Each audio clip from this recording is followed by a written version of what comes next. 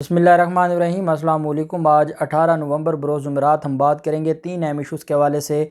शहबाज शरीफ हाथ कर गए हैं बिलावल ज़रदारी के साथ, और मैं समझता हूँ कि शहबाज शरीफ ने बिलावल ज़रदारी से बड़ा बदला ले लिया है। और उसकी वजह क्या है, और क्या फ़ारूक अच नायक साहब ने आसिफ ज़रदारी को ये बताया है कि शहबाज शरीफ ने कल हमारा पूरे का पूरा जो प्लान था उसका बेड़ा गर्क किया है, और अगर हम बाइकॉट कर लेते तो कैसे कानूनी तौर पर हम मजबूत हो जाते। अब हमने ख़ुद अपने हाथ और पाँव कटवा दिए हैं। बड़ी अहम तफसीलात हैं जो मैं आपके साथ शेयर करने जा रहा हूँ। साथ हम बात करेंगे फजल रहमान ने आज बड़ी बातें की हैं और इस्टेब्लिशमेंट के ऊपर भी इल्ज़ामात लगाए हैं, और कहा है कि ये जो 17 नवंबर का दिन है ये काला स्याह दिन है और हम इन तरामीम को जूते की नोक पर रखते हैं।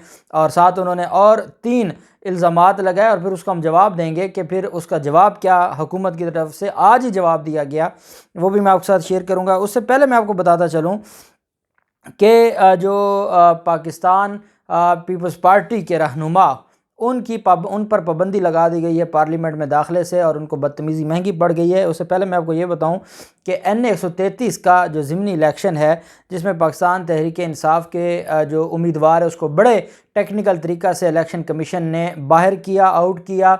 आज लाहौर हाई कोर्ट का तफसीली फ़ैसला जारी हो गया है और अगले हफ़्ते ये मामला चला जाएगा सुप्रीम कोर्ट में। और मैं समझता हूँ कि सुप्रीम कोर्ट में ये मामला चला भी गया तो अगर अब उसको इजाज़त मिल भी गई तो इलेक्शन की तैयारी तो एक जो पाकिस्तान तहरीक इंसाफ है अब उसके लिए पॉसिबल नहीं है। 5 दिसंबर को इलेक्शन है और उनका उम्मीदवार आज 18 नवंबर को भी इस कंडीशन में है कि उसको ये पता ही नहीं कि वो कैंपेन करे या ना करे, करेगा तो क्या होगा। तो बड़े टेक्निकल तरीके से इलेक्शन कमीशन ने और मुस्लिम लीग नून ने आउट किया है जो पाकिस्तान तहरीक इंसाफ के नुमाइंदे को।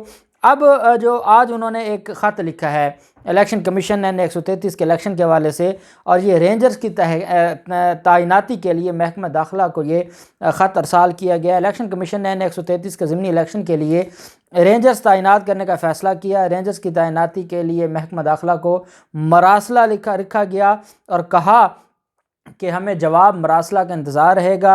NA 133 के ज़िमनी इलेक्शन के दौरान पुलिस और रेंजर्स की खिदमात हासिल हमने करनी है। पोलिंग स्कीमों की जो हतमी फ़हरिस्त है वो हम 20 नवंबर को पब्लिक कर देंगे, और फिर उसके हवाले से अमन व अमान की सूरत हाल अव्वलीन तरजीह होगी। इस वजह से CCTV कैमरे भी नस्ब करने का फ़ैसला किया है और कहा है कि रेंजर्स की जितनी नफरी ज़्यादा से ज़्यादा हो सकती है हमें दी जाए। अब जब पाकिस्तान तहरीक इंसाफ के नुमाइंदों को आपने आउट कर दिया है तो अब ना तो वहाँ पर कुछ होना है, इलेक्शन वन साइडेड हो गया ना। जो पाकिस्तान मुस्लिम लीग नून है वो इलेक्शन वन साइडेड अपना जीत जाएगी।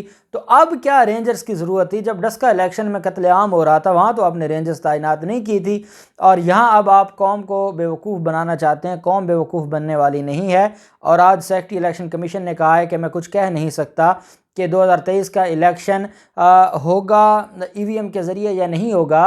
हुजूर आपके कहने ना कहने से फ़र्क नहीं पड़ता, अब कानून बन गया है। कानून के ऊपर अमल दरामद करवाना आपकी ज़िम्मेदारी है, नहीं तो ना करवाएं इलेक्शन 5 साल के लिए। इसी जो हुकूमत है इसी को फिर आप एक्सटेंशन दे दें, क्योंकि इलेक्शन होगा तो EVM के ज़रिए होगा और अभी आपके पास बहुत टाइम पड़ा है। और अगर आप वुज़रा को जो आपने नोटिस जारी किए हैं और उनके ख़िलाफ़ जो कार्रवाइयाँ हैं उनसे आपको टाइम मिल जाए, या जो मुस्लिम लीग नून की खिदमत है इससे टाइम मिल जाए, तो अवाम पाकिस्तान के लिए इलेक्ट्रॉनिक वोटिंग मशीन के लिए अभी बहुत टाइम पड़ा है और आप ये मामला कर सकते हैं। पाकिस्तान पीपल्स पार्टी के रुकन असम्बली कौमी असम्बली जिन्होंने कल बदतमीज़ी की थी और कादर मंदोखेल जिनको शटअप कॉल दी थी, स्पीकर कौमी असम्बली असद कैसर ने असद कैसर की ज़ेर सदारत आज मजलिस शूरा का इजलास हुआ पार्लियामेंट हाउस में, जिसमें कादर मंदोखेल पर कौमी असम्बली के अहाते में दाखिले पर पाबंदी लगा दी गई है। कादर मंदोखेल पर पाबंदी गुज़श्ता रोज़ ऐवान में गैर पार्लिमानी रवैये पर आयद की गई। कादर मंदोखेल पर 19 नवंबर के इजलास के लिए ये पाबंदी होगी। स्पीकर ने यह कार्रवाई कवायद व ज़वाबित और मुश्तरका इजलास रूल्स पर तफवीज़ अख्तियारात के तहत की। इस सिलसिला में कौमी असम्बली के सेक्रेटरी शोबा कानून साजी की जानिब से कादर मंदोखेल को एक ख़त भी लिखा गया है और उसको शटअप कॉल भी दी गई है स्पीकर की तरफ से। मैं समझता हूँ कि यह बहुत ज़रूरी है کیونکہ یہ جو بدماشی ہے کہ جب آپ کی مرضی کے مطابق قانون سازی نہ ہو اور آپ بدماشی کریں، اس کی اجازت نہیں دی جا سکتی، اور یہ ایک اہم کارروائی ہے جو شروع کی گئی ہے۔ جمعیت علماء اسلام فیک کے سربراہ فضل الرحمان نے آج کہا ہے کہ ہماری بیوروکریسی اور اسٹیبلشمنٹ انتخابات کے نتائج پر اپنے کنٹرول میں رکھنا چاہتی ہے تاکہ مغربی دنیا کو بتایا جا سکے کہ مذہبی لوگوں کی موجودگی سے زیادہ پریشان نہ ہوں۔ اب کون کس کو مذہبی کہہ رہا ہے؟ جو ایک وقت میں کہا کرتا تھا کہ جو ایک خاتون ہے اس کو وزیر اعظم یا بطور حکمران ہم تسلیم نہیں کر سکتے، اور پھر وہی ہے جو خاتون کے کندھے سے کندھا ملا کے، اور ایک بار تو خاتون نے کندھے پر مولانا فضل الرحمان کے کندھے پر اپنا سر بھی رکھا تھا۔ تو اگر آپ اب یہ جائز ہو گیا تو اس کا مطلب یہ ہے کہ آپ نے ساری چیزیں اپنے مطابق، اپنے جو آپ کے سیاسی مقاصد ہیں ان کے مطابق بنائی ہوئی ہے۔ اب عوام بے وقوف نہیں ہیں اور عوام آپ کی بات سننے والے نہیں ہیں۔ آپ یہ جو خطاب کرتے ہیں، اور علماء کرام سے آج آپ نے وہاں پر علماء کنونشن میں خطاب کیا، یہ سارے وہ بچے ہیں جو آپ کے مدرسوں میں پڑھے ہیں۔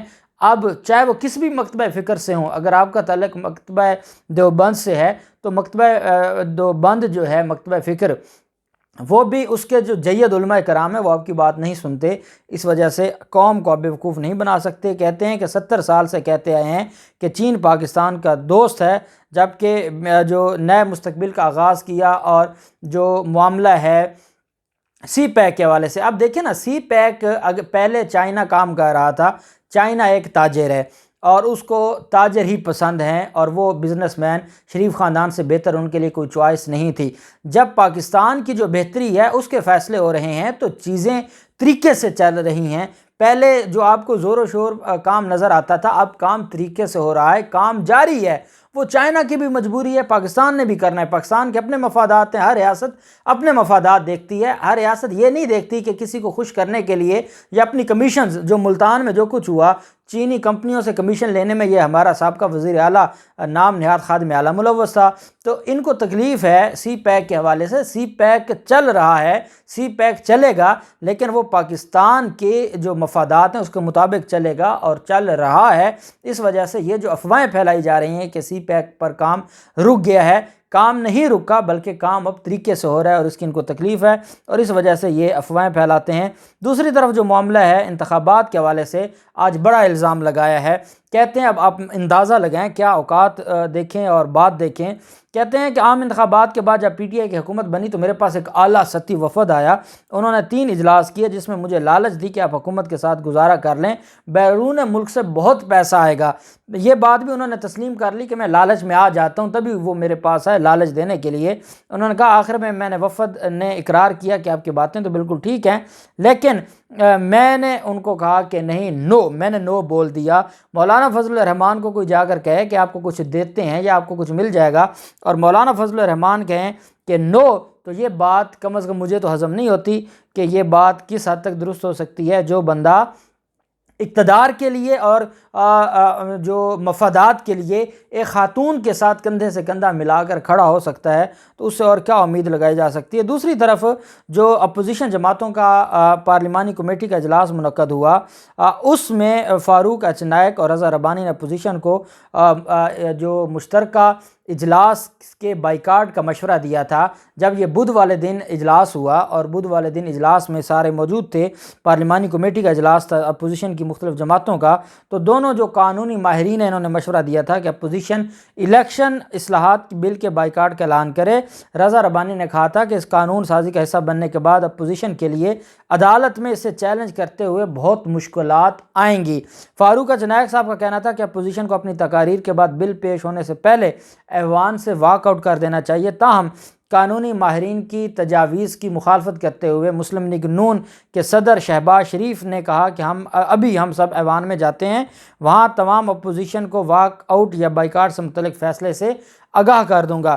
جس کے بعد اپوزیشن جماعتوں کے اراکین ایوان میں پہنچ گئے، اجلاس شروع ہوا، اور اپوزیشن جماعتوں کے اراکین شہباز شریف کے اشارے کا انتظار کرتے رہے، یہاں تک کہ تمام بل منظور ہو گئے۔